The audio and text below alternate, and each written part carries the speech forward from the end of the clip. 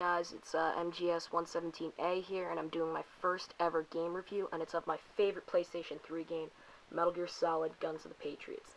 Now, this game has been said to be many things, the reason to buy a PS3, and I'm here to tell you that that is absolutely 100% true. I, in fact, bought my PS3 for this game, and a couple other reasons, but mainly because of this. I wanted to see how the saga ended, and oh my god, it was totally worth it. There's so many points to touch on this game, and I don't know where to start, but I'm just going to start with the story. The Metal Gear Solid saga in general has the most compelling storyline I've ever seen in video games. It's better than Halo, better than Call of Duty, better than any game that's come out this year. It's just amazing. It's so deep, and you really get a feel for what the characters are going through and what their personalities are like, and that is definitely not missing in this game. As a matter of fact, I guess you could say it's the collage of all of that put together. It's just amazing. And you're going to hear that word a lot. There are a couple other things I want to touch on. The controls. First thing I'm going to touch on the control scheme is the combat. For instance, CQC. That's got a whole total overhaul.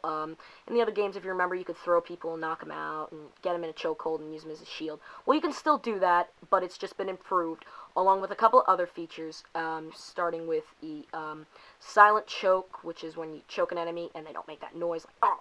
And then there's the disarm feature, which is great.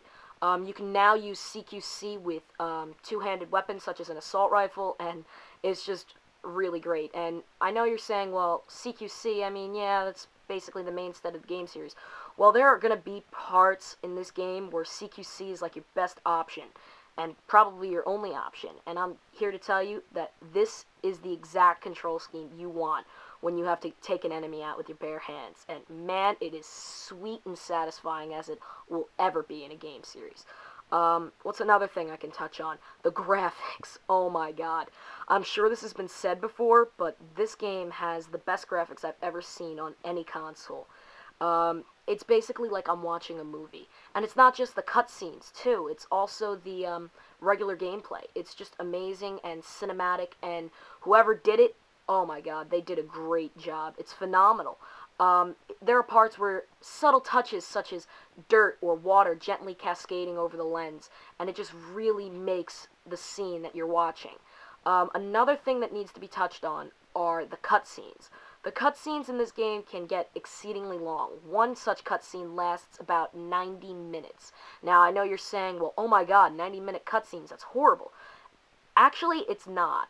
Basically, you remember in the other Metal Gear Solid games where you got a green floating head telling you what to do and telling you what's going on about Metal Gear?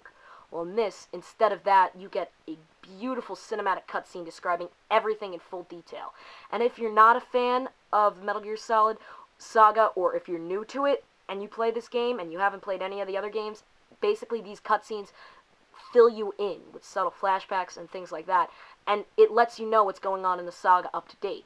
And I think that's really cool. I guess Hideo Kojima himself made a really smart decision in saying, okay, well, if no one's played my games before, let them play this game, and we'll have these cutscenes telling them what's going on and what's this whole story about. And they did it perfectly. Not a lot of people can pull that off, but he did. Another thing that Hideo Kojima has to boot for is just the fact that his games are awesome. That, enough said. Another thing that needs to be touched on, each chapter, in between each chapter, there are times where the game has to install onto the hard drive, and it usually takes a minute to 2 minutes. And, I mean, that's cool and all, but that's kind of an inconvenience. Like, I would like to play just, boom, right to the next chapter, but you gotta have one flaw, and I guess that would be it. At least the loading times are not incredibly long. Another thing that needs to be touched on, and Hideo Kojima didn't even have to do this, but adding an online multiplayer. And the best part about this multiplayer, everything you can do in single player, you can do in this multiplayer. And the team chat and everything, it's just amazing. I haven't had that much fun playing a multiplayer match since the first Halo game came out. Oh my god, it's perfect. I really can't say anything bad about this game.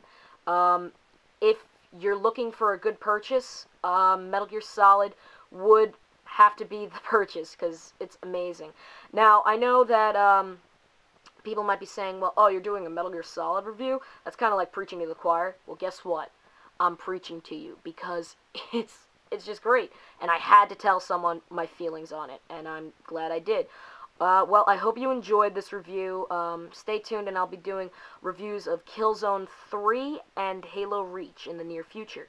So, thank you, thumbs up, comment, and please subscribe. I also did another video. It doesn't have that many views, but if you would just view it and just give it a thumbs up, or maybe just leave a kind comment, that'd be great. Alright, thanks, and have a good night.